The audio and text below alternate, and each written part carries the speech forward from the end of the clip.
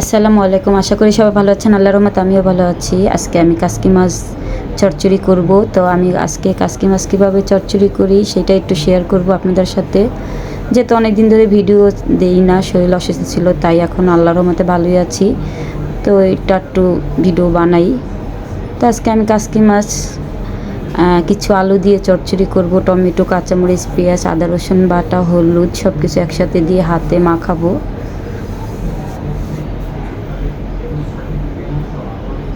ভালো করে মেখে ঝেঁকে তারপর পানি দিব, পানি দিয়ে চুলার উপরে বসিয়ে দিব।